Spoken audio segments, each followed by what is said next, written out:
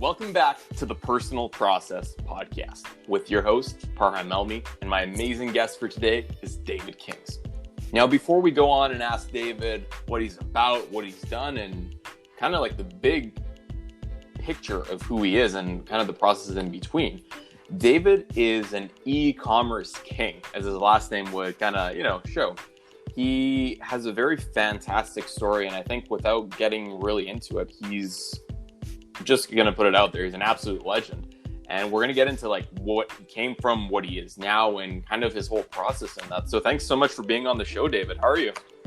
Yeah, I'm glad to be on, man. I'm just glad to, to be here, like with everything you're doing with this podcast. I heard the previous episode and it was amazing. So yeah, I'm just glad to be here. I'm great. I'm doing great. I'm great. Just glad to be on. Sweet, David. Well, we're very happy to have you. And I think your story is very inspirational. And I guess something that I even forgot to leave out is that David was actually my mentor when I was starting my own e-commerce shop. And he was really against me, but I was going for men's fashion, which has a large competition. And David was like, yeah, you got to find your own niche, bro. But I was pretty adamant on my field, which is probably why I'm currently out of the game right now. And my man here is in the game, doing very well for himself. So it's kind of a very interesting time to have you back on the show. I guess, David, if you could kind of just give us a little ramble about what you're about, your story, like what would your 30 to 60 second pitch be about yourself? Big question, I know. 30 to 60 seconds is not really enough, but the short version is, I'm just a regular guy like everybody else. Nigerian originally, from Nigeria originally, but I grew up in Dubai. Right. And I lived in between Dubai and Canada, and at the moment I'm currently in Dubai, but yeah, throughout this entire process of, growing up here and there, there's been a lot of things that has happened that led me to where I am today. So why don't we go into that? What was like the first kind of, I guess you said you were in Dubai in Canada. So you started in Dubai. I'm assuming you went to like school there? Yeah. No, grew up here my entire life. Well, not my entire life, but like until I was a teenager. Right. But yeah, I was just basically raised here as a kid. It was good, I guess wherever you're raised, you kind of like just used to the lifestyle there and everything. You're not really sure what else is outside. For sure. And so it was really cool. It was all right. Grew up here, didn't know much about anything else. Just went to school, did my time, was with family. And then it was until I went to college. Family, man. Yeah. Yeah. So then you went to college. What was the game plan for that? Well, my parents actually just wanted to split my family up. Just like they wanted us to be super multicultural. Like Dubai, in a sense, it is a multicultural city, but there are certain limits. So because of the laws, it's also an Islamic country as well. So for sure, So there's a lot of like restrictions in place for what you can and can't do. And so so just growing up here with that mentality and that worldview, it was kind of limited in a sense, even with the level of multicultural culturalism that's here, Absolutely. Yeah. So then, so come Canada, I was 16, 17, I believe. You went to school at 17 in university? Yeah, I graduated high school at 15. So, sheesh, ladies and gentlemen, we got a genius right here. Right on, man. So, okay, let me get this straight. You graduated high school at 15. Wow, this is something I didn't know about you. I swear, everyone I interview, I just learned something new. So you graduated at 15. You went to university at 17. At 17, yeah. What were you doing in between, my man? Were you fixing the solution for COVID before it happened, or what? No. I was a little bit too young, because my parents wanted to ship me off to like college, but I was a little bit too young when I graduated. They weren't going to ship me off at like 15, right? So that's fair. Yeah, they wanted me to take like I guess a couple years just to chill. I don't remember, to be honest, exactly what the process was in between 15 and 17. I just know that I was out of school by then because I guess it was a little bit early. But right. That's kind of how it went anyway. Come 2 years later, I'm on a plane, and yeah, so got accepted into SFU. Okay, that's Simon Fraser University in Vancouver, British Columbia. Yep. Yeah, got into SFU, and yeah, it was a different experience, I would say. How so? Well, I mean, Canada is it's on the west. It's the Western world, basically. It's way just different culture, different everything than what Dubai is. Right. So just going over there, it was amazing. Different weather, like literally everything was different, right? You got a little bit of rain instead of the sand, eh? Yeah, Dubai, it is hot, right? Dubai is hot. It is burning hot, especially in summer. Yeah, so going to Canada, I went during this was actually like in the middle of the year, so June. I arrived, and it was cold. That was the first thing I noticed. Who needs culture shock when you got weather shock? Yeah. First thing I noticed, it was cold. So yeah, so this was around. It was gonna be summer soon. Everybody else was just wearing normal t-shirts, and I had to put on a hoodie. I had to put on gloves. Oh my man! Yeah. I'm like, no kidding, right? I had to put on multiple gloves. I had to put on a beanie. I had to just get the whole winter like shtick just going. But no, it was a different experience, and I was just thrown into this completely different world at like 17. So it was at that point. It was at that point I realized that this is the moment I have to become a man of my own. Because I was there with my mother, but she left me after a couple months, maybe a month. Right. Yeah, so I was just in this entirely new country with like knowing nobody. My older brother was there, but he didn't want to like associate, like he didn't want to like chill, like hang out. Like he just left me completely on my own. Really? Yeah. So That's so tough. I just it wasn't. I feel like it was a good like a good experience, or like a good thing to happen, just so like I would learn how to be a man of my own, and that is exactly what happened. Traversing through the hardship, for sure, man. Yeah, so I just got plunged into this world, and then that's huge. Yeah, so going into college, it was good. I just kept my head down. Met a bunch of people. But just going from go ahead. Sorry, Dave. Sorry to cut you off. So just to kind of go back in there, because this process this podcast is kind of just about the process everyone goes through in life, the hardships, the struggles, the ups and downs, and which leads them to the places they are. So you were mentioning that you just plunged, and I love that word. I think it just grabs it so well. You plunged into a new culture. You plunged into a new university at 17 years old. Wow. So I guess, it's easy to talk about it now, I plunged through it. It was, it was hard, but I did it. But like, how were you feeling at the time? Like, did you feel optimistic? Was it scary? Like, lead us through that experience. To be honest, it was a little bit scary, but, mentally, I think I've always, just from the get-go, I've always been strong mentally. I've always been a strong person. So whenever I face adversity, I always know that, I always know that, okay. I'm going to overcome it. Yeah. It doesn't matter how I'm for sure. About it. I'm not saying it's easy. I did have moments where I would just, internally just break down and just be suffering, myself on the inside. And the thing is, I'm not one to like share with other people my problems, because to be honest, I think, unless, somebody's actually like really caring about you, like it's really nobody else's problem. So you kind of just have to go through it. Yeah. Just carry yourself a little bit. Unless you've got somebody whose shoulder you can cry on. But at that point, I didn't. I feel you, man. Yeah. So do you think that's something that you kind of learned to kind of share your emotions with your close circle? Yeah. So eventually, as time passed, I did get a circle of friends. And the way that happened was, so it was college, I was a freshman, and, I knew that I had to be social, to meet people, to get into the cool circle or whatever. And absolutely. Yeah, so I decided the best way to do that was just to throw a party, right? And so I did. I met a bunch of people actually at a college, and then I just invited them over to my spot. I was like, you know what, come over. And the funny thing is, I had never drank. I had never Yep. done anything.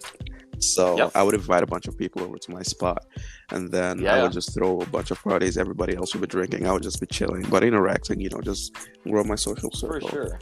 Yeah. Just vibing, yeah. Yeah. So eventually I would do this literally like twice or three times a week for months. All right. Okay. Yeah. So eventually I had a set of people who would keep coming over and over for like every single party, and eventually those people became my closest circle of friends, right?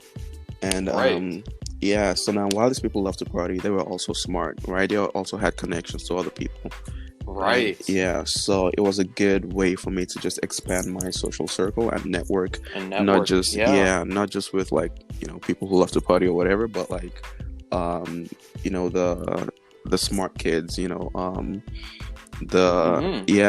people who knew the city, just people I could get, just help me move forward in life, just like help me advance in Canada. Absolutely, man. And how important would you say these networks are? Like, do you have any specific stories that you think like one network introduced you to, or anything like that? Again, this is on the spot, so no big pressure if you don't. To be honest, I think who you know, even in life in general, I think who you know could be like your net worth is your network, if you've heard the saying before, right? So yeah, who you know can help you climb the ladder much faster to where you want to go and where you want to be, right? So my circle of friends, I think they were the people that I needed in my life at the time. Eventually all of us, we had to split up because everybody had to go their own way, but at the time they were just what I needed to like just keep me mentally like secure and level up. But I feel that. Yeah, but one thing I wanted to do, I wanted to go all around Canada. All right. All around Canada. Wow. Yeah. That's one thing I really wanted to do. I wanted to explore because I'm super adventurous as well. So right. Yeah, and so from these people that I knew, they knew more people, and so whenever we would meet other people that they knew, they would invite us over to their city, to their houses, to their parties, to their to the different colleges, right? UBC and the other colleges. Right. Yeah. So from this group of friends, I got to know more people. I got to visit different places. I got to try different things, So yeah, so it was a really nice experience and a good way.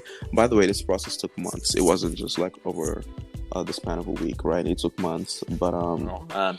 So you're not just an ultimate socializer that meets everyone in school in 10 minutes?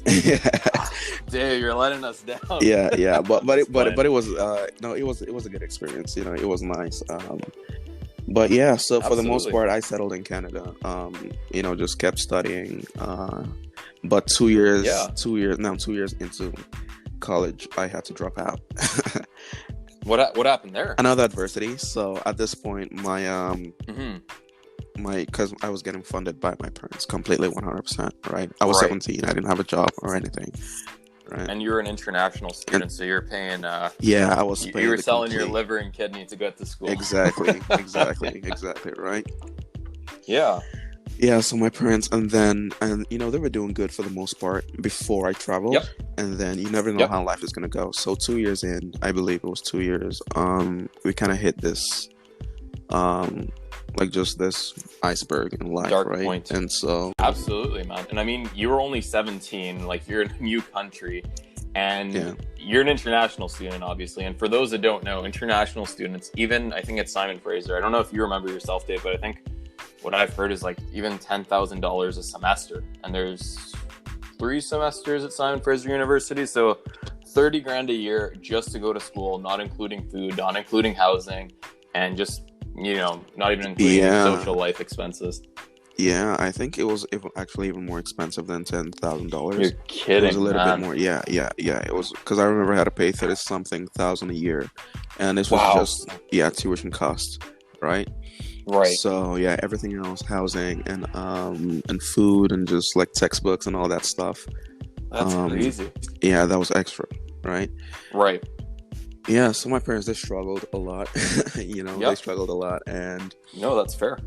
Yeah, and back then the laws in Canada, they couldn't let you work as a student, right? So you Right. had to Right. work a student permit, and yeah, so How did you get through that? yeah, it was kind of tough, so I dropped out because I couldn't study anymore. What was I gonna Yep. do, right? The college wasn't gonna let me study. I Yep. tried, they were understanding, they tried to give me payment plans, but eventually I couldn't catch up. Right. And things were going on in my life personally as well. So I had Yeah. to move out to a cheaper place, a place I Yep. could afford. Just to I had, live, just to survive. Yeah. yeah, and that was when I had gotten my first ever relationship. So I was Man. I was trying to navigate that as well. Yeah. And trust me, being in a relationship with no finances, it's not the best. Yep. Thing. It's not the it's So not now the best. YouTube and Hangout instead of the Netflix and Hangout, eh?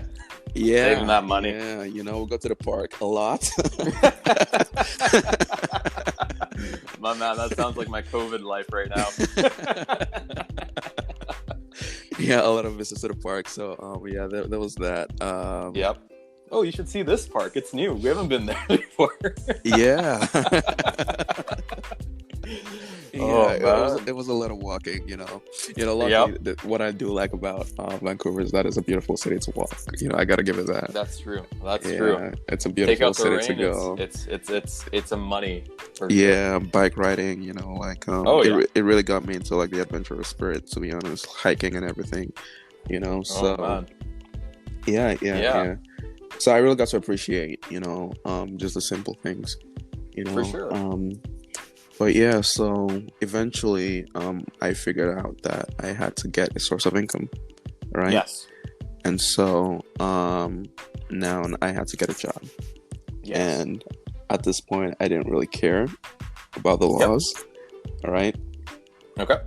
And I think the laws kind of changed, if I'm not wrong, or maybe it was already in place and I hadn't known about it. But you could work part-time as a student. At that time. Yeah, I think it changed. Yeah, no, it did change. Yeah.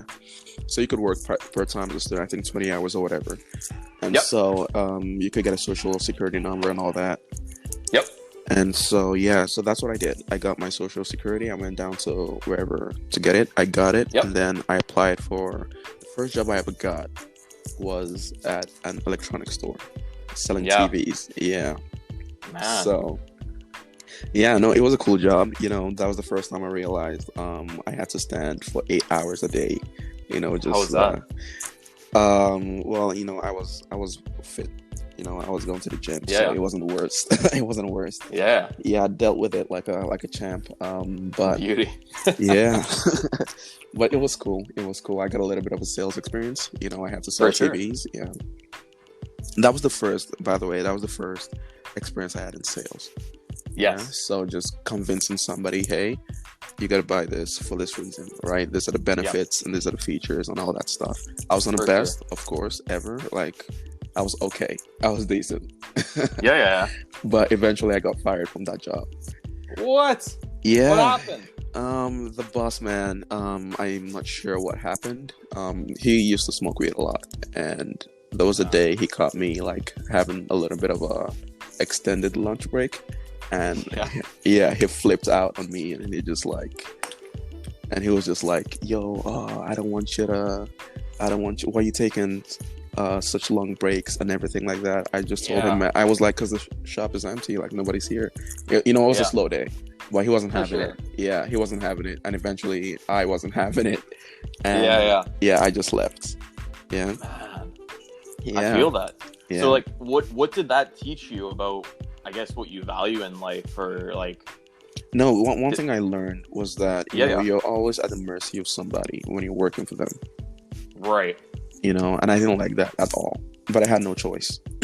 Yes. Because you're in a tight spot financially. Your parents were struggling. Yeah, this was my source of income, and Your just life like that, I was let depended go. on it. Yeah, just like that, I was let go, and then I wasn't making a lot of money, right? I think it was $12 an hour, like minimum wage, right? And only 20 hours a week, so that's barely even getting enough food to eat. Yeah. Rent, eat, sleep, park walks with a girlfriend. Yeah. So, Yeah, so I got let go from that job, and eventually I had to find another job, right? Obviously. Yep. And so the second job I got was I was working for the Red Cross. So I would go door to door. Red Cross, wow. Yeah. To convince Door to door. people. Yeah, to convince people to, sign up for the Red Cross or donate actually to the Red Cross. And Right. yeah, no, that was cool. That was cool. I believe I'm a social person. I can interact with people. Yeah. So basically, when I was at each door, I had to sell my personality, not the Red Cross. For sure. Yeah, and a lot of people would buy or would donate actually to the Red Cross just because they loved my personality. They would laugh and they would just be cool with me, and and it was cool. So at that job, I got a lot of promotions. They made me a leader to train other people. Awesome. Yeah, I won a lot of just free gifts, which was cool, right? Stuff I couldn't afford, like Beats, headphones, and all that stuff. Yeah, which at the time it was hot, right? So. Oh, for sure, Beats were the jam. Yeah. So, David, I guess just expanding a little bit on this, when you became a leader, I guess, did you enjoy that process? How did you feel about that? It was good. It was very validating for me. So, like I said, I'm a mentally strong person. If I see something that I want, I go for it. And this is just the way that I am naturally. So, but just the grinder mindset. Yeah, and so that translates for other people that he's a leader. He's a go-getter. For sure. So, yeah. So, and that's just me being me, which I guess is a good thing, right? So absolutely. Yeah, and so getting that validation, it was okay, I guess it's nice, to train other people to get all these things, to be employee of the month or whatever. Yeah. So it was cool, and I liked it. But eventually, I think I had to quit that job because it was winter and I was almost getting frostbites from the cold from going door to door. That's true. Fair. Yeah. And so basically, long story short, a lot of things happened in Canada, good and bad. I had so many experiences. Yeah. Even with I had run-ins with the cops. I went on this mountain that I just told you about, right? Yeah, we were talking about it yesterday. Let's let our viewers. This is something that I actually didn't even know until yesterday. You just found this picture and video and sent it to me. I'm like, David, what? I had no idea this was happening. Yeah. So why don't you lead us through the story, man? Because I didn't actually even get a full blast of it yet. No, that's a super long story, actually. Okay. Yeah. What about a little synopsis of it? It's pretty interesting. That was before I left Canada. Okay, so basically I was in Canada from. This was at the end of this was mid 2016. Yeah, mid 2016 was when I was going to leave Canada to go back to Dubai, because eventually life happened that I couldn't sustain myself anymore. Sure. Yeah, I couldn't live anymore and just live there. So I was like, okay, you know what? I'm gonna go back to Dubai. I'm gonna just chill with my friends for a little bit, try to get some money to go back to school, see what's going on with them. It's been years. Why couldn't they send me back, right? For sure. Yeah. So I was just getting a little bit frustrated, but at the same time, I was just being cool, working, Absolutely. Go from job to job, house to house, moving around. I moved a lot of houses actually while I was there. Right. Yeah, but I met a ton of cool people. I met great people. Yeah. I had so many experiences that I could write a book about. Absolutely, man. Yeah. So Canada's done. You've tried your best. You've used your grinder mindset. You've pushed through. You've traversed, and now you're saying, okay, time to go back home. Time to chill for a bit. Time to help my family. So, what happened then? Yeah, okay, this is a transition from Canada to Dubai. Yeah. Mm-hmm. So, just before I left Canada, I was in a relationship. Yeah. Yep. And so, once again, finances came to the situation. It wasn't. Yep. Yeah, it wasn't beautiful. It wasn't a pretty situation, as well. Because what had happened was, my girlfriend, she wanted to travel to Asia to teach for 6 months. Right. Yeah, this is actually another girlfriend that I had, not the same one. My man, too many parks, too many girls, eh? Lots of experiences, man. Like I said. Yeah, she wanted to teach in Asia for 6 months. So, and also at the same time, I was trying to go to Dubai, and I was trying to tell her, hey, so this is my plan. just because I'm not in a good place financially. So just for us to continue the relationship, would you come over to Dubai, after Asia?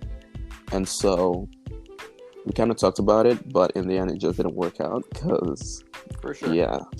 And so, so we had this so we kind of just split up before I traveled, right? That's hard. And then that was it for me. That was the beginning of that was the time I was like, money has really fucked me up.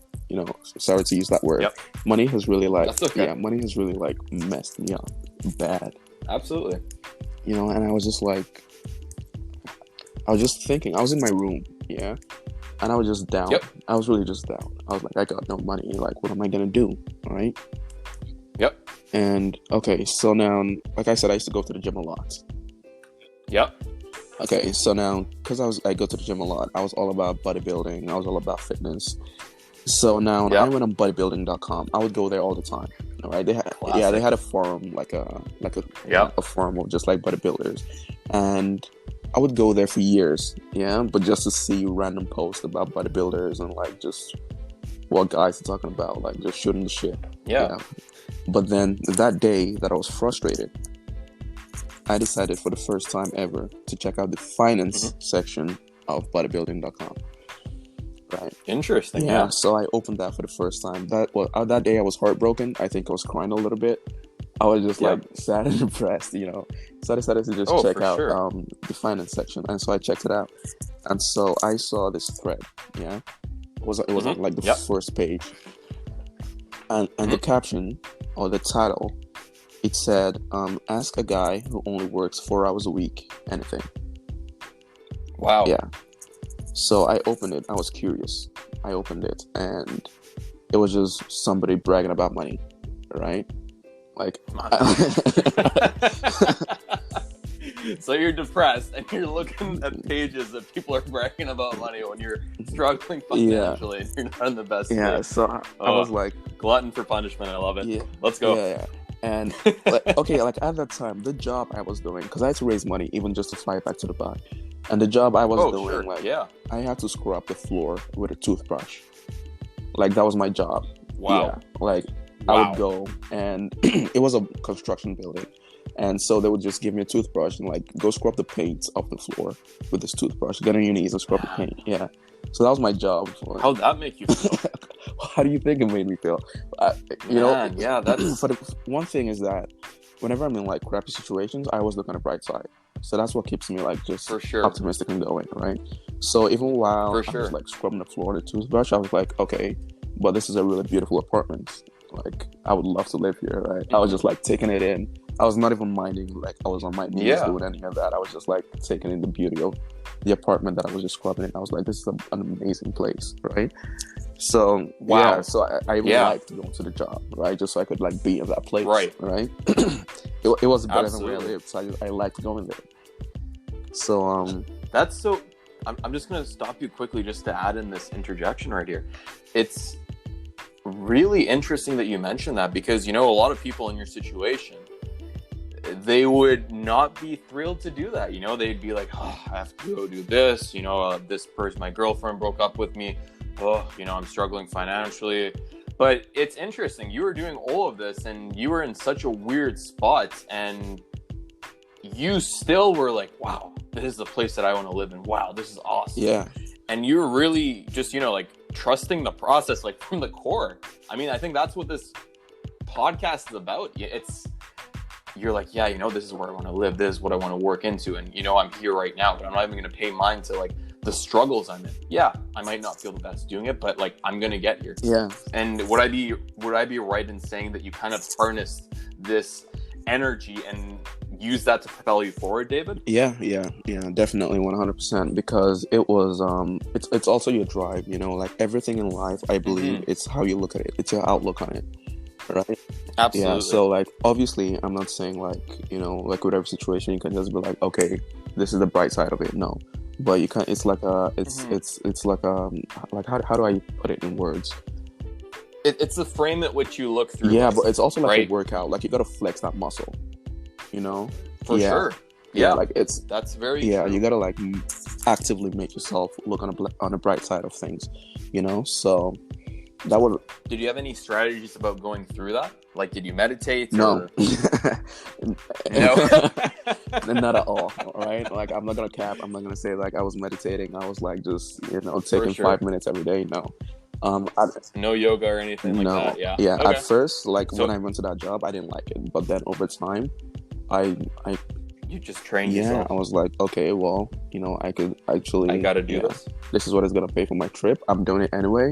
So why just cry about it? Might as well enjoy it. Instead of like looking at the beauty of like, okay, it's a beautiful city. I've never been here before.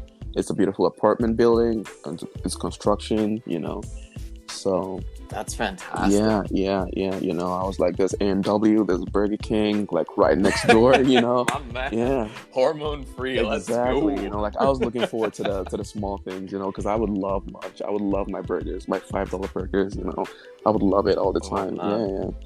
So. Shout out to A&W. You guys need to sponsor this guy. I'm telling you. Yeah. Okay, so you get your burgers, you get your fries in. Yeah. You probably get some ketchup and hot sauce in there too. Enjoy the little things. So what happens after that, Dave? So my point for saying all of this basically was that was the job I was doing. Even at that point where I was so low and depressed in my room. Yep. Okay, so now when I read that thread, a lot of people are bragging about how much they make. Yeah. I make $100,000 a month. I make $60,000 a month. I work. I barely even work. Right? There was all these guys just like talking about it, showing off their cars and lifestyles. Yep. And I was just there, just looking at it like. And you know what? The funny thing was like none of them said anything about what they did. Right? Yeah. Right. It was just like ask a guy who works 4 hours a week anything. Okay, well, what do you do? Right? Like, how do you afford this lifestyle? And so what I did was I sent him like a DM. I messaged him like, hey man, so can you tell me like, like what's up with this? Like, how are you making all this money and stuff? And he just said, okay, just join this Facebook group. Right. And then I went on Facebook group, and that was I think the first time I saw e-commerce. The first time I saw just like basically just like e-commerce, and just like drop shipping and like drop shipping. Just to let our viewers know, drop shipping is essentially you building a website for yourself, you having suppliers, and having people purchase from your website through your advertising, primarily on Google, Facebook, Instagram, to get to your website, write a fantastic description of a product, and using a product that your supplier has and shipping it from the supplier to your customer. So you are essentially the marketer, you are essentially the middleman in this process. Exactly. So sorry to cut you off there, but that's what dropshipping is you're the middleman, but you sell a product and you don't touch any of the inventory. So what dropshipping is when you sell a product and somebody buys that product from you, you buy it from somewhere else and you ship it directly to them. So for example, if I am selling a phone case on my website or anywhere else, and somebody buys it from me on Amazon or Etsy or wherever, and somebody buys it from me, I don't have to touch the inventory, right? I just go to AliExpress, I source it from whichever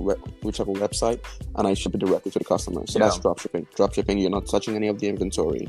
You're just shipping it directly to the customer. You're the middleman, and you just keep the profit. Yeah, you keep the profit from the markup.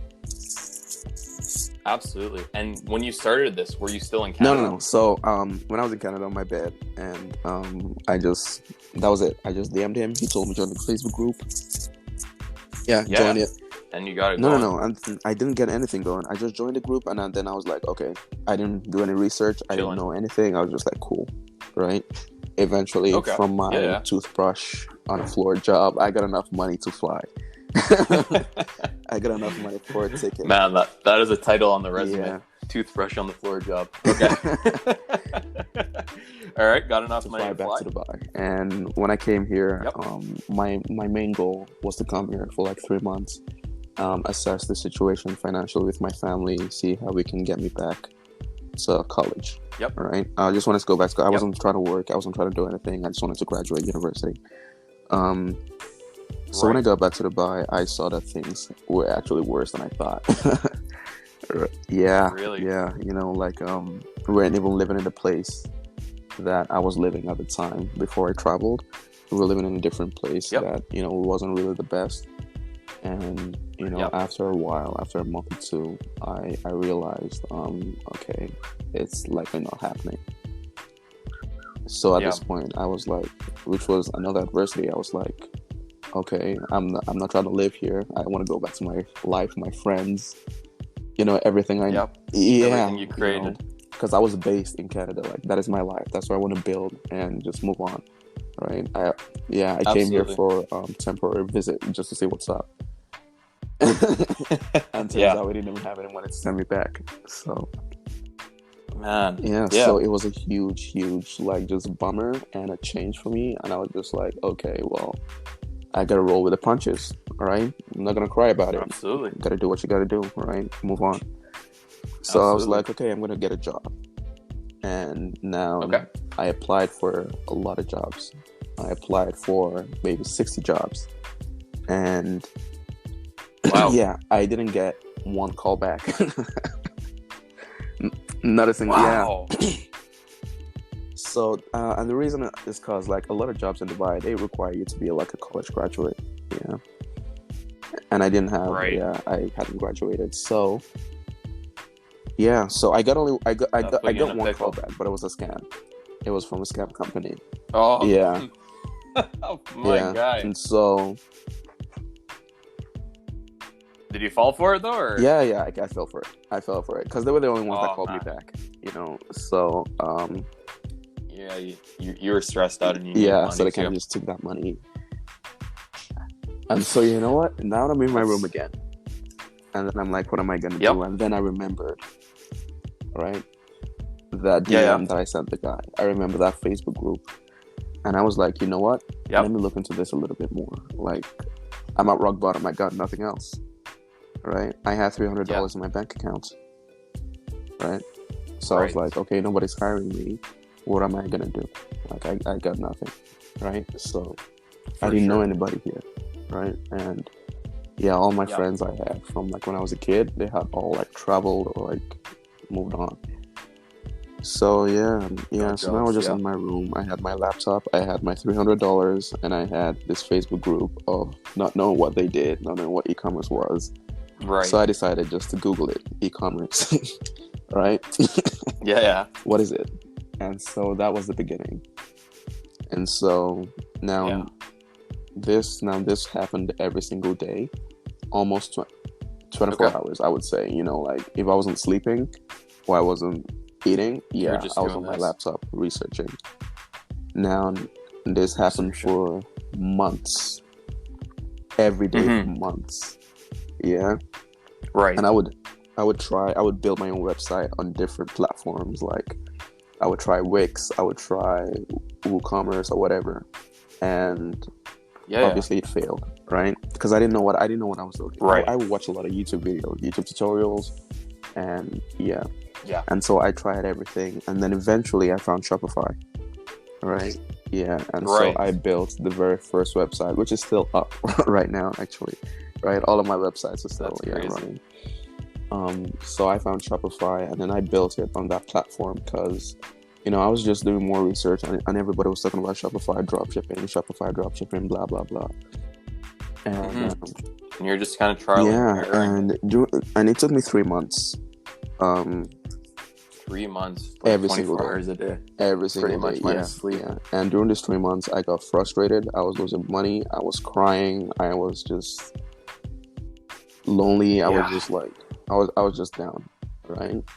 But because this was it for you. This was the final if it wasn't this, then I had nothing else.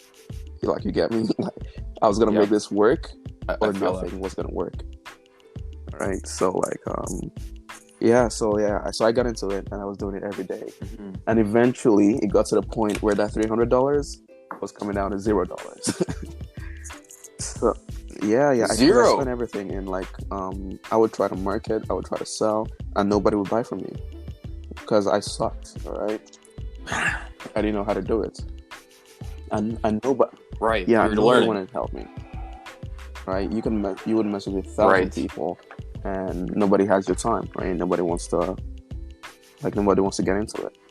They're already making their money. Like, who are you, right? So Yeah. And until that day, now I was marketing and testing on Facebook, right? Because it's social media marketing. Facebook has over 1 billion people that go on Facebook. I'm not sure how many active users they have today, but it goes into the hundreds of millions. Absolutely, they have more than enough customers. So Facebook marketing is the name of the game, even till today. Okay, so now 3 months later, and this whole time my family, they're watching me like, what is he doing? All right, like, don't you want to apply for more jobs? And because nobody knows what it is that you're doing, right? Because nobody, Shopify and dropshipping on e-commerce, it wasn't like the biggest, like, job opportunity that everybody was talking about. It wasn't something you would tell your parents like, hey, I'm gonna do this. They'll be like, yeah, go for it, like, we support you. I mean, even till today, like, a lot of people might not know what drop shipping is. I think 1 in 10 might know that I talk to about this when I tell them about my experience. But I think something to note is, back when you started this, David, drop shipping was kind of things that some people would talk about, or e-commerce, something that people would talk about, but it would seem gimmicky, it wouldn't seem like real. A scam, like, a lot of people were like, a lot of people would be like, Ty Lopez. Exactly. This was the age of the Ty Lopez and who else? The Dan Locks and all those guys, right? Exactly. And it's like it's incredible, because I didn't even know that you started this, and I'm not going to get into it now, but I just wanted to mention that this is the point. It's not where everyone was just hopping on the bandwagon. There's a million courses on how to do this. Like, it just started. I don't know. Is it Shopify just come up? Yeah. So 2016 very was recently when. Like, I'm not sure. Like, my whole life has just kind of been like a really coincidental good. I would just I don't know how else to trust the process. Like, phrase it, but I kind of got in at the perfect time. Because this is when I would say Facebook adopted the pixel. This is when things were kind of getting put together with Shopify, Facebook, with e-commerce. Just basically like the groundwork was being laid, Yeah, perfectly. Like, it was already there, but now it was kind of getting structured in a way that it could be streamlined, easily and everything like that. So, yeah. Absolutely. So just to let our viewers know, the pixel on Facebook is essentially, and correct me if I'm wrong, David, I haven't done this for a while, but it's something that tracks every user's kind of like every action. Is it on Facebook? So it's a Facebook website? It's a Facebook tool that you put on your website, and it tracks everything that everybody else does on the website, right? So when visitors come and they just view the website, Facebook tracks it. So it's better targeted. It's completely targeted, Correct. So Facebook has all your details. They know everything about you. They know we're having this conversation right now. They know what you Google. They know what you eat, what you buy, what you love. They know how many cats you got, how many kids you got. They know everything, which is good for us. And that's a crazy thing. Yeah, so it's good for e-commerce, but I guess just trying to help some of our viewers that are listening today is you can actually figure out the things that Facebook picked up on you just by going through your settings and kind of looking at it. And it may surprise you the things that Facebook can infer about you. And I guess it has like a computer algorithm or something. I checked mine, and some of the things that it was mentioning about me, it's kind of scary, and I think being me and Dave are kind of in the millennial generation, which is kind of, like, you grew up not too much technology, but then a lot of technology came through and you kind of work through it and you can work with it.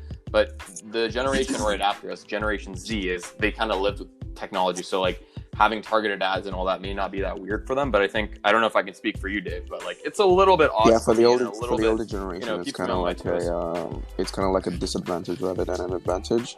And I can completely understand that, Absolutely. It's like invasion of privacy. Like, my personal life, on the flip side, I don't post. I'm just the person, like, I'm not social media, actively on social media at all. Right? Yeah. So, like, on my Instagram, I literally have 0 posts right now. 0, right? On Facebook, I haven't posted since like 2012. Yeah, so for somebody who like advertises heavily on Facebook, I am not one to like even use it, or Instagram, or so I'm just kind of like the opposite of somebody like you would want to target, but Yeah, for sure, man. Yeah, and that's just facts, right? And I mean, whether or not people enjoy the fact that they're being tracked with most of their actions on Facebook, if not every, it's just the fact of the game, and you now have the knowledge to change that if you like, and you have the knowledge to take off your pictures. Yeah, it's kind of like you can't live with it, you can't live without it. Exactly, right. It's definitely that for sure.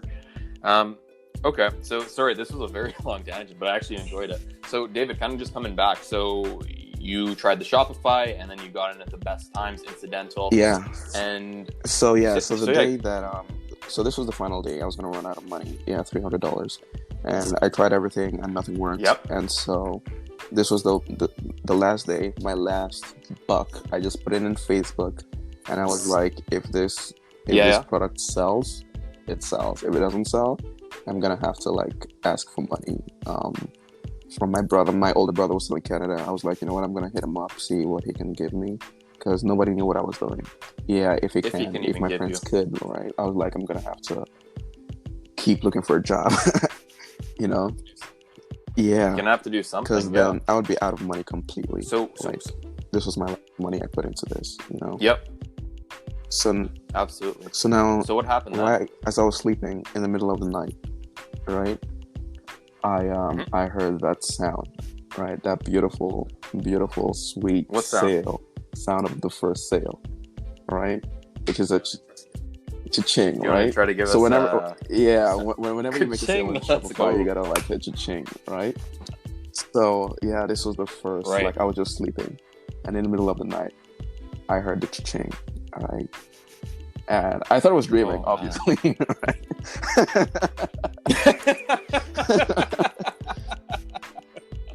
Right? Like I thought, like obviously, like. But my brother and I, because we're kind of like in the same room, he heard it too, and yeah, my younger brother, and heard it too, and he was so excited, even more than I was, and he was already up, right? Because he knew what I was doing. He saw me like hustling, like he saw me grinding like day in, day out, right? So like, you know, he couldn't say anything or do anything, like he didn't know what it was, you know, like he could just watch. But when he heard that sound, he got even more excited than I was, right? And so he was like, you know, sale. Right. Even I myself, I was like, okay, whoa, like, what's going on? And I checked, and somebody had purchased. Right? And that was awesome. Yeah. That was awesome. And then after a little bit of time, I heard another one. After a little bit of time, I heard another one. Oh. So were you awake at this point, or did you just kind of wake up for the cha-ching? Yeah. Okay, of course, I'm just looking into everything. I'm looking at that sale like it's a newborn baby, right? I didn't want to take my eyes off of it. Yeah, so I just kept my eyes on it. After some time, which is hours, another one came in, and then eventually another one came in, and eventually another one came in, and they just kept coming in, right? Yeah, wow. And that was the day that I could have lost my money completely. But instead of losing money, I made more than enough to cover my expenses and make profit. Yeah. That's insane. And I think this is just such an important story, you know, like, you know, Dave, you're mentioning that it's incidental. You're mentioning all these hardships. You're mentioning everything that happened. But I mean, like, even going back to Canada, you know, like looking at the positive side, you took that and you applied it to your e-commerce, and, you know, you kept pushing through. It wouldn't work. Okay, this is the last buck that I have left. Let's give it a go. You push through. You know, you're marketing from your sales job. You push that through. You made it work. And this grinder mindset is, I think, pivotal for people that want to be entrepreneurs, e-commerce shops. You know, it's something that you need, because I guess, speaking even from my own experience running an e-commerce shop that I did twice, it's you don't know what to expect. Some products sell, some products don't sell. Some images sell, some images don't sell. Some people like you, some people don't like you. And I think, again, this is what the Personal Process podcast is about. It's sharing this journey. So we went through all of this struggle, Dave, like, and I can't even put it all together, because you went through a lot that I haven't even said. So, you know, some people listening to this, they might just think, oh, he only said 1 or 2 things. That sounded a little bit hard, but it wasn't. I haven't said a lot of things that happened between Canada like even in Canada, it was super. Yeah, there's a lot of personal things that you don't want to share to everyone, right? And it was really, really difficult, you know, Absolutely. for me, for my brother, just for my family in general. Like a lot of difficult things happen. But yeah, these are just the things that I am saying, you know. So even just during this 3 months of like me struggling, it was really difficult. It was mentally draining. I cannot tell you, because it's every single day, morning and night. Right? Yeah, I wasn't leaving the house. I wasn't going anywhere. Morning and night, my face was buried on my laptop. All right, doing research for something that you don't know is going to work out. Right, you have no idea if this is going to work, but you know that you have no choice. Right, so my back was against the wall, and yeah, I just knew I had to fight it out. Yeah, you know, I literally was crying on some days. Like, yeah, tears were like coming from my eyes because of how frustrated I was, because I didn't know. If somebody had told me, hey, this is going to work out, I would have that security and that confidence. But nobody told me that. Nobody was there to mentor me or pat me on the back and say it's okay. Nobody was there, right? Yeah. So nobody like it was there just but me. you. I had to like just do it, like pick myself up. Every time I would fall, I would pick myself up, right? Yeah, I'll pick myself up and be like, okay, just get back on the laptop because it's gonna work out one day.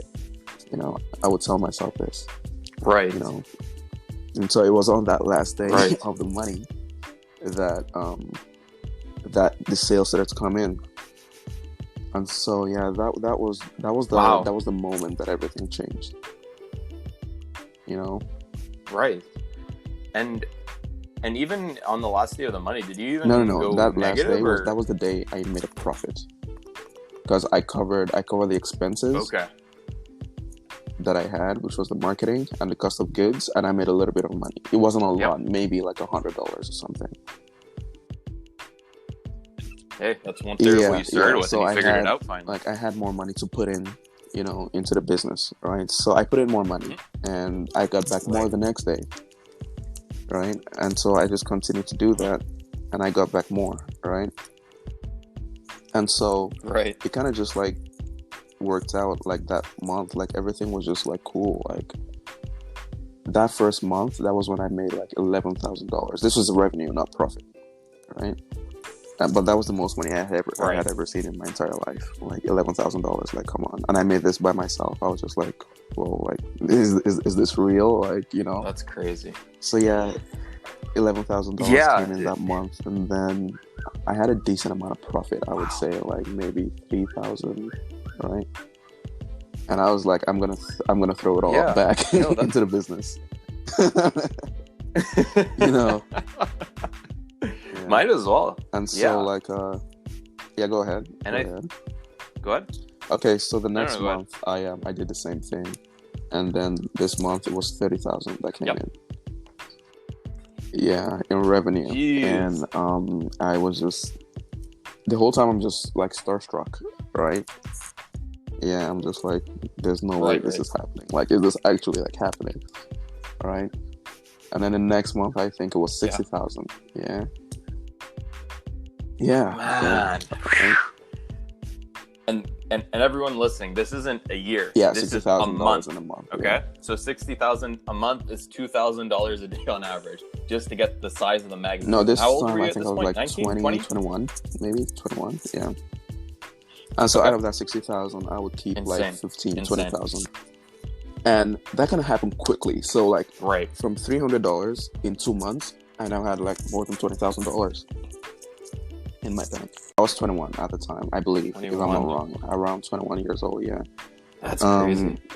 Yeah, and then the next month after that, I think it was just 100,000. Just 100,000. No big deal, guys.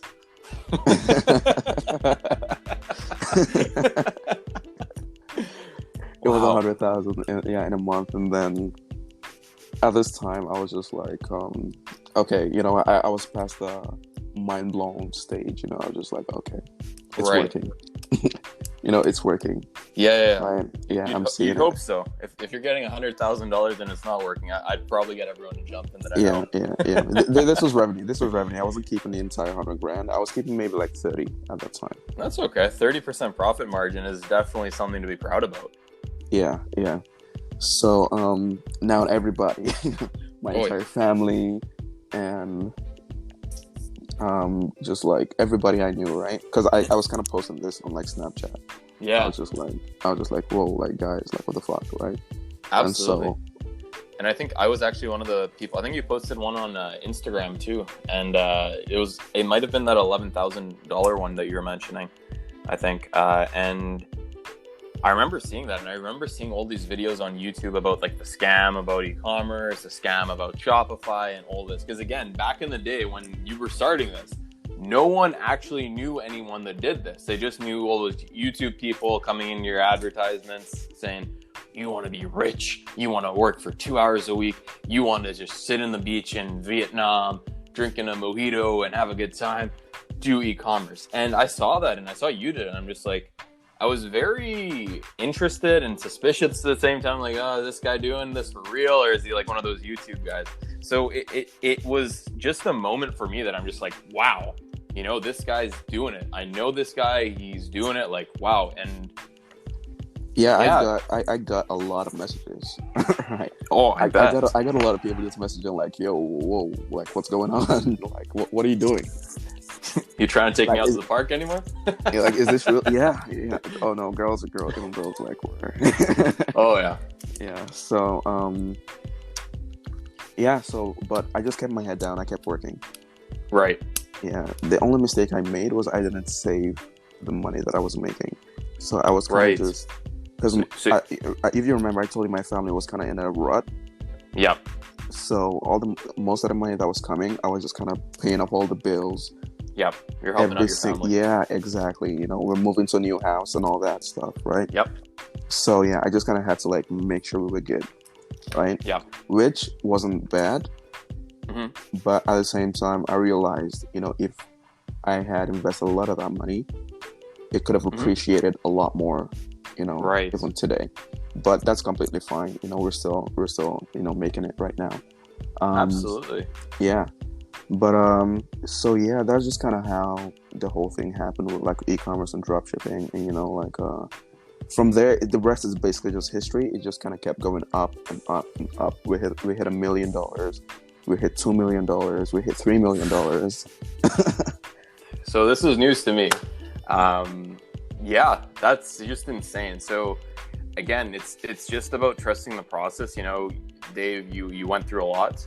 And you harnessed that because you knew that there was a bright outlook from the construction job that you've taken, and you just believed. You put 100 in that, you know, and I mean, it's crazy numbers. It's crazy numbers. Yeah, numbers are crazy. You know, eventually I had to stop just sharing on social media, like. Too many people were contacting you. Yeah, and people would just like not believe me, and just like, you know, so I was just like, you know what, because I wasn't even posting. Like, this was, whenever I would post, it would just be like 24 hours to repost, like nothing to like stick.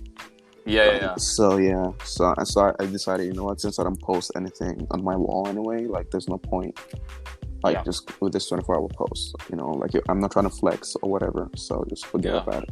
So I stopped posting completely. Yeah, I feel that. So yeah, I just kept my head down, you know, kept working. Eventually, you know, moved to the apartment that I wanted, which was a beautiful, huge apartment. You know, just, I guess, just living good, living nicely. Man, I love that. So it literally came through. You're mentioning that, you know, you were working on the apartment and then it sucked, but you're just like, oh man, it's such a beautiful apartment. And then, you know, take some time away in the middle, and then look at where you are now, right? Beautiful apartments. And I think it just clicked for you that those two things are connected, right? Yeah. You know, like, I didn't want to like laugh, because also the thing with me is that I don't like flashy things. So I didn't want to go buy a fancy car or whatever, because like I really don't care like about any of that stuff. What about a fancy license plate, number 1 in Dubai? Oh, well, that goes for like more than $30 million. So. Yeah, for those who don't know, just a little fun fact. Apparently, the lower the number, the greater the price for license plate, right? Yeah. So for those numbers, it's mostly just the royal family that you're using. Yeah.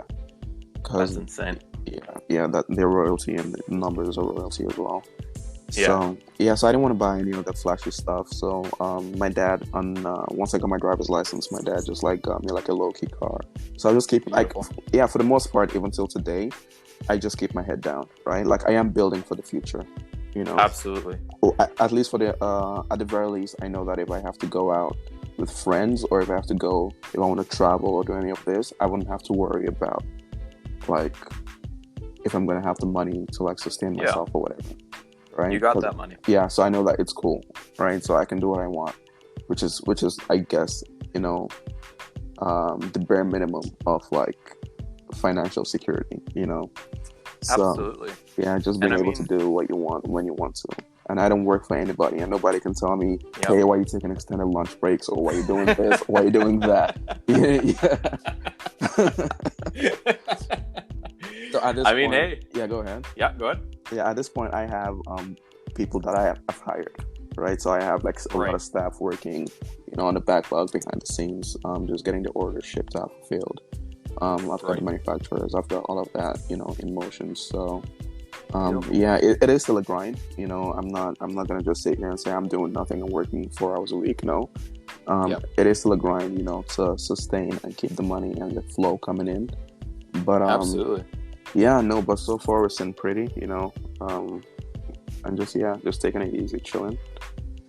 But absolutely. that's just the whole, the short version, I guess. No, I know it's been I don't know how many hours it's been right now, but I think it's been about one. But no, keep going, man. Like I'm loving this podcast. Yeah, so that's just a short version of kind of how I just came from like, I guess nothing, or like struggling to building this thing that is, well, what it is right now, which is just a little bit unbelievable still, but yeah. And I mean, I wouldn't even say it's just building this thing, because you built yourself, right? Yeah. I mean, what do you think changed about you? One thing I know is that now I believe, because, okay, a lot of things have happened in my personal life, which has nothing to do with business, that also shaped who I am today. Right. So as you know, and so there were just a lot of things that happened that has made me mentally strong to know that I can overcome anything. I mean, I already had that foundation, but at this point, I know that I can, basically whatever happens, I can just, you know, get through it. Yeah, you know, just come out on the other side, you know. So I feel that. Yeah. Okay, sweet. Yeah, I think that's a huge lesson. Speaking of lessons, if you could go back in time, what would you change? Specifically with like your start with your e-commerce business, to keep it a little bit more specific. I would tell myself, if I could, okay, I don't know what I would change, because I think the process is kind of what made me who I am today. One thing that I would do, one thing I would do is I would save more. You would save more? Save more, yeah, definitely. I know, because one thing I like to do is I like to give. I'm a giver. So when somebody asks me, hey, I need this because of this, I empathize a lot. And I'm like, here you go. You know, I know. Because you've kind of been through the trenches yourself. Yeah, you know, I know how hard life can be. So whenever somebody comes to me like, hey, I need this, I'm like, sure, go ahead, you know. And so I know that it's not bad to do that. But one thing I know is that if you secure yourself, you're going to be able to help other people better.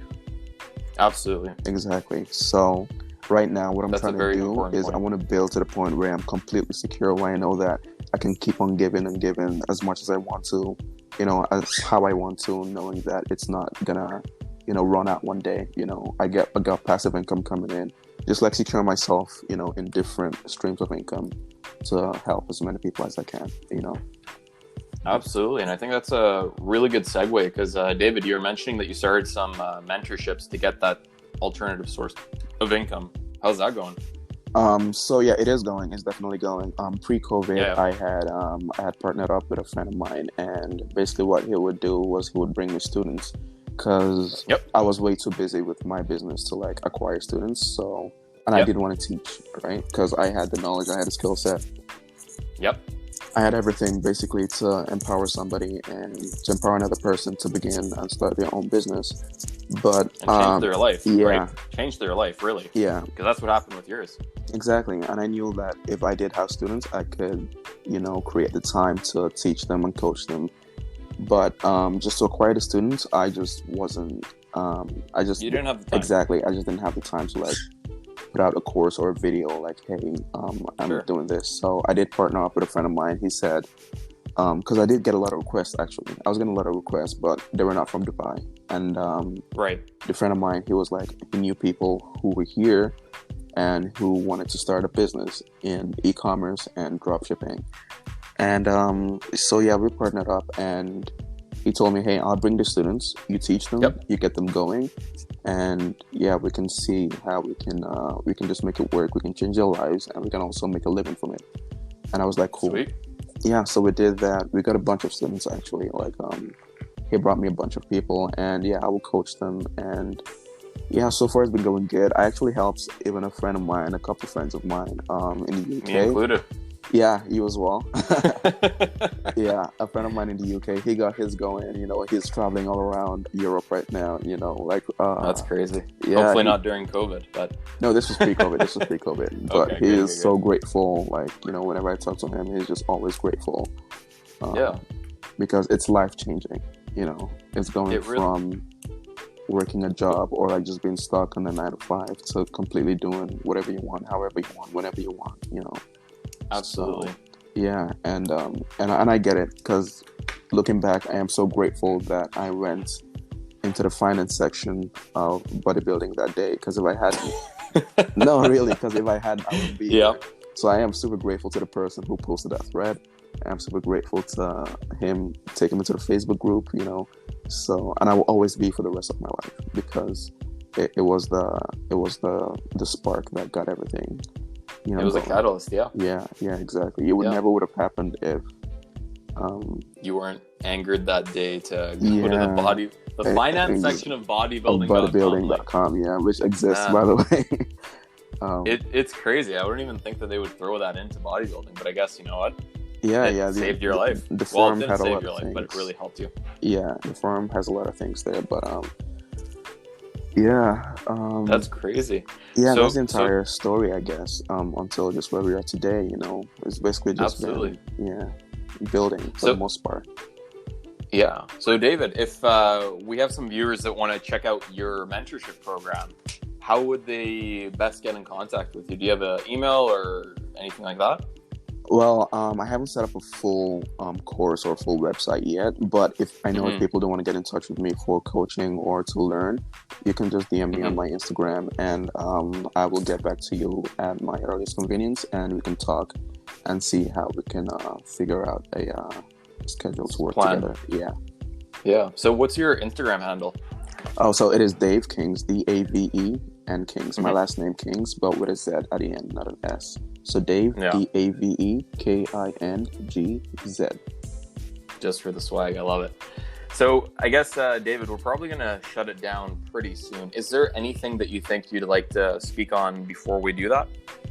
Well, if there's anything I've wanted anybody to take away from this entire hour or how long it's been, it's just, you know, trust the process. You know, that is the name of this podcast. Know that it's gonna work out eventually. It is a little bit of luck, you know. Yeah, it is a little bit of luck. It's a little bit of, but it's mostly hard work, right? It's mostly hard work. It's the sweat, the tears, it's the blood, it's everything you gotta put. But just trust that it's gonna work out, and just don't give up, no matter what happens, right? So kind of be ready, work hard, get prepared for that luck to happen. Yeah, and it is going to happen no matter what route you take. You know, if you're just talking financially, there's a million ways to make $1 million. So whichever way you choose, whichever way you choose, if that's your goal, if you want to make money or whatever it is, if you want to get married, if you want to, whatever it is, right? If you want to travel, if you want to build something, just know that you can do it if you just keep your head down and focus and put the work in. It will happen. It doesn't matter how long it takes. It doesn't matter if it takes a year, if it takes 2 years. There are many stories you've heard like this, right? Mine is not the first. It's not going to be the last, but just know that it works out. Trust the process. But absolutely. But I think the main thing that we really went through today and what this podcast was really meant to do is it shares a life story. It's not just, you know, like I struggled and this happened. It's like, this is my whole journey. International student, construction worker, salesperson, door knocker to during the freezing cold, which in Vancouver, it's not the coldest temperature-wise, but the humidity really seeps into your skin. So it's, all these things that you've gone through, they've shaped who you are, they've made you the person that you are, and it just goes to show, it's the personal process. It's the trust the process, you'll get there. It's the mentality that you will get there by putting the work. It might not be when you're 17 and in university, which I'm kind of jealous of, which is pretty sweet. But, it's, there's ups and downs in life. And let me ask you this, David. Did you ever think when you were 17 going to university that you're going to do something like this? No, of course not. How could I? Yeah. Right? Yeah, I wanted to just study graphic design and just go make movies, just do the VFX for movies, visual effects. So that was just what I wanted to do when I got into college. So I didn't, no way would I thought I'd go into business. Yeah. And I mean, I think one thing that I guess we can kind of expand on for people who are very unfamiliar with e-commerce is e-commerce isn't just business. It's not just learning how to make a website. It's not just marketing. It's not, making videos. It's everything's put together. You need to, make your own pictures. You need to make the graphics. You need to learn Photoshop. You need to learn marketing. You need to learn Facebook marketing, Instagram, Google AdSense. No, there's a lot. There's a lot of it. It's building the website, and your website has to be a website that converts. That in itself is a process, right? And then the most difficult part of it all, right? Because there's the marketing as well, right? You got to market, you got to convince people to buy, and there's a whole funnel that you got to put them through. But the most difficult part is knowing what to sell. Yes. Because there's a million competitors that you got, and there's even 100 million products that you got to choose from, right? Yeah. And so now with this just vast majority of products, and with the limited amount of cash you have to begin with, you got to pick the right one. And it's easy to burn through cash, not knowing what is going to sell and how you're going to sell it. So it does take a lot of skill to eventually find out, what people react to, how they buy, what they buy, and just to know different markets and different buying behaviors.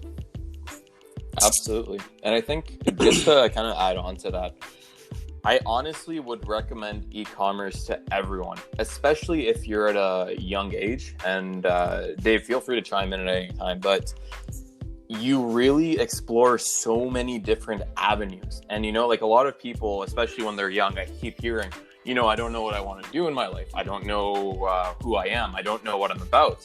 But when you're doing e-commerce, you do so many different things, and it's all integrated into one goal that you find out who you are. For me personally, I've really found out that marketing is something that I excel at. And, building websites I'm pretty good at too, and speaking. But marketing is something that it's just my bread and butter, just give me something to market and I can do it, whether online or in person. These are just some things that I learned about myself, and I can apply this to any field. Exactly. I mean, so Dave, what would you say is your killer combination? Or are you just the master of all fields? No, I wouldn't say I'm a master at everything, obviously. But I mean, I am a jack of all trades. I mean, I am well skilled in every different area of the business, right? So first of all, it's just building up a team of people, right? So as you grow, as your business grow, you have to, because you become the boss, you become the owner of the company, the owner of the business. So it's also learning how to manage people, right? How to make sure that your team is helping you grow the business. You guys are working together in unity, and you guys are not, basically causing the business to fall apart or take a loss or whatever, right? So you want to grow. Absolutely. And you want to grow. And so it's getting and holding. You have to be the glue that holds the team together, right? Since you are at the head. That's a very important point. Yeah, so there's that. It's being a leader, right? So, and then if we're talking about skills, there's a lot of skill sets here. So basically it's graphic design, it's web design, it is marketing, it is knowledge on different platforms and different areas of marketing. So whether it's pictures, videos, copywriting, just different areas of marketing. So Yeah, so there's many different areas that you can build skill sets that can take you not just in e-commerce but in different fields as well, right? So Absolutely. yeah, I would say for myself, I would say I'm okay. I'm pretty good at like almost every single area of e-commerce right now. So For yeah, sure. You've put in the work. That's fantastic. It's a skill that you can build over time, you know. Absolutely. And like I mentioned, it's something to get to know yourself. It's something to build your skills. And whatever career you go into, these are essential skills nowadays. Website development, like learning a little bit of code. And it's not that you need to even develop your whole website yourself. You can use Shopify, which finishes the majority of things. But just by knowing certain amounts of code, I think I was even helping Dave at one point figuring out how to edit some of the emails sent out automatically after a purchase is made, just to, add in certain segments that really make the email thread a little bit more effective. And just by these little processes, you learn so much more about yourself. You grow as a person, and hopefully through this process, you can even make your life out of this. Because like we're talking with Dave, he's been doing this for too many years now, and it's really interesting, and I would highly recommend it. It's whether or not it becomes successful is kind of, I think it should be secondary, because it's really about growing as a person, and you just learn so much about yourself. Yeah, definitely. Wow. So but it's also trusting the process that it is going to work. I know a lot of people, they get into it and they quit, but it's just, you got to stick with it if it's something that you enjoy. So I would say get into it. If it's e-commerce that you want to do, get into it and trust the process. Know that's going to work out, but also have fun in the process. Yeah. Don't look at it as a chore. Don't look at it huge. Don't look at it as something that I'm just like, I know it's going to make money, but I'm just like, okay, let's just do it. No.